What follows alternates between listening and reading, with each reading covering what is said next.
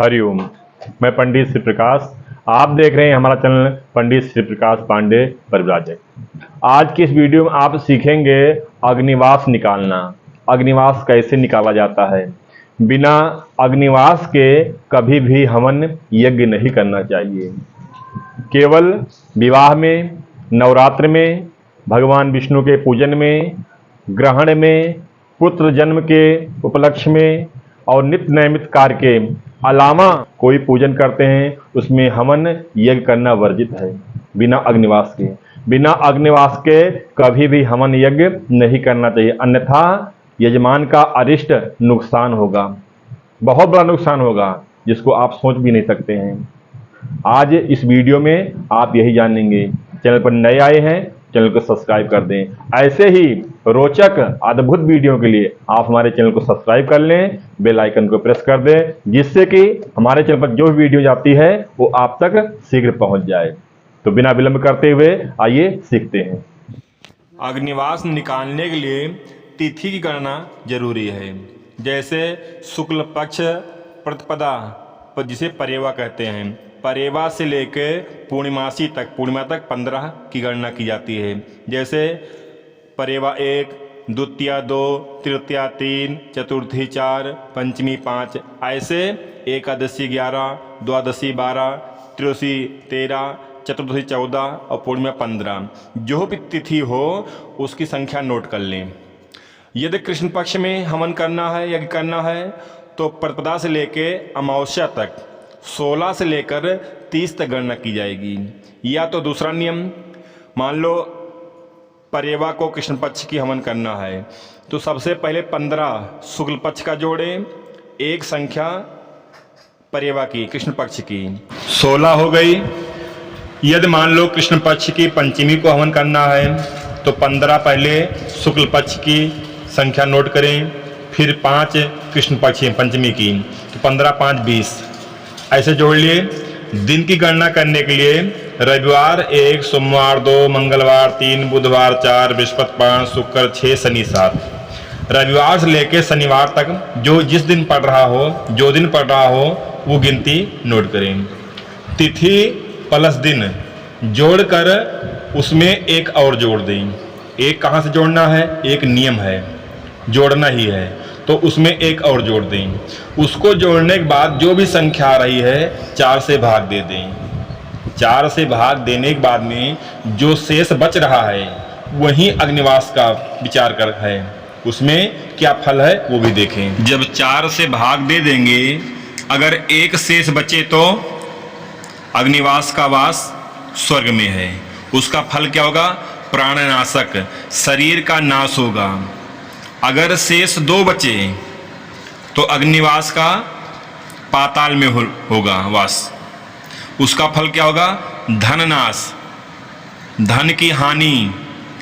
अगर 0-3 शेष बचे तो अग्निवास पृथ्वी पर है, भूमि पर है, सुख संपदा शुभदायक। 0-3 बचने पर ही हमें पृथ्वी पर रहते हैं, पृथ्वी पर, तभी हमें अपने यहाँ हवन यज्ञ करना है। 1 शेष बच रहा है तो स्वर्ग में है, 2 बच रहा है तो पाताल में है। 1 बचने पर अगर हवन करते हैं प्राणनाशक, शरीर का नाश होगा। 2 शेष बचने पर फल उसका होगा धन नाशक, धन की हानि होगी, धन का नाश होगा। तो अर्थात 0 बचे या 3 बचे तभी हमें हवन यज्ञ करना है। आइए मैं आपको उदाहरण से समझा रहा हूँ। जैसे आज ये शुक्ल पक्ष चल रहा है, आज तिथि दशमी है। शुक्ल पक्ष दशमी तिथि को हम 10 लिख लिए हैं। आज दिन कौन सा है, बृहस्पतिवार है, तो अतवार 1, सोमवार 2, मंगल 3, बुध 4, बृहस्पति 5, तो 5 जोड़ लिए हैं। टोटल हो गया 15। अब नियम के अनुसार हम एक और जोड़ लिए तो टोटल हो गया 16।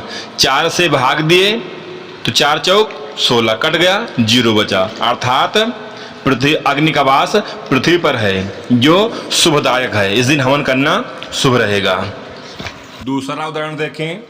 मान लो शुक्ल पक्ष की एकादशी तिथि है तो संख्या 11 हुई। दिन कौन सा है, शुक्रवार है, तो शुक्रवार हुआ 6। तो दोनों को टोटल करेंगे तो संख्या आई 17। अब नियम के अनुसार एक हम और जोड़ दें, टोटल हो गया 18। अब 18 को 4 से भाग देंगे तो 4 चौक 16, संख्या कितना बची? शेष 2 बचा। तो 2 बचने पर अग्नि का वास पाताल में है, इस दिन हवन करते हैं, यज्ञ करते हैं तो धन नाशक है, धन की हानि होगी। तीसरा देखें, मान लो कृष्ण पक्ष की हमें दशमी को हवन करना है, कृष्ण पक्ष की दशमी को हवन करना है, तो सबसे पहले हम 15 जोड़ लें शुक्ल पक्ष का, और दशमी तिथि को हवन करना है तो 10 और जोड़ लें, टोटल हो गया 25। दिन बृहस्पतिवार पड़ रहा है तो संख्या हुई बृहस्पतिवार की 5, टोटल हुआ 30। नियम के अनुसार हमें एक और जोड़ लिए, टोटल हो गया 31। अब 4 से हम भाग देंगे 31 को तो 4 चौक 16, 4 पंचे 20, 4 छक 24, 4 सत्ते 28, 28 और 3 31। यहाँ पर शेष 3 बचा, अर्थात अग्नि का वास भूमि पर है, पृथ्वी पर है, इस दिन हवन करते हैं तो शुभदायक है। इसी प्रकार जो है, जो भी तिथि हो, तिथि प्लस दिन प्लस 1, टोटल जोड़ तीनों को जोड़कर 4 से भाग दे दें और जो शेष बच रहा है आप उसको देखकर अग्निवास जान सकते हैं। आप यही ध्यान रखें कि 0 या 3 होना चाहिए, तभी यज्ञ हवन कराएं या घर में करें। तो बंधुओं, आशा करता हूं आप अग्निवास निकालना सीख गए होंगे। यदि अभी भी कोई संशय है तो आप कमेंट में हमसे पूछ सकते हैं, मैं आपको कमेंट में ही उसका जवाब दे दूंगा। पर बहुत सरल रूप में मैं आपको समझाया हूं, आप इसको 1-2 बार अगर वीडियो देखते हैं, अपनी कॉपी कलम से लिख कर देखते हैं, प्रयास करते हैं, तो आप अच्छे से अग्निवास निकालना सीख जाएंगे। मैं सभी से निवेदन करूंगा, आचार्यों से और यजमानों से भी, कि अग्निवास का विचार करके ही तभी हवन यज्ञ करें। धन्यवाद। चैनल को सब्सक्राइब अवश्य करें।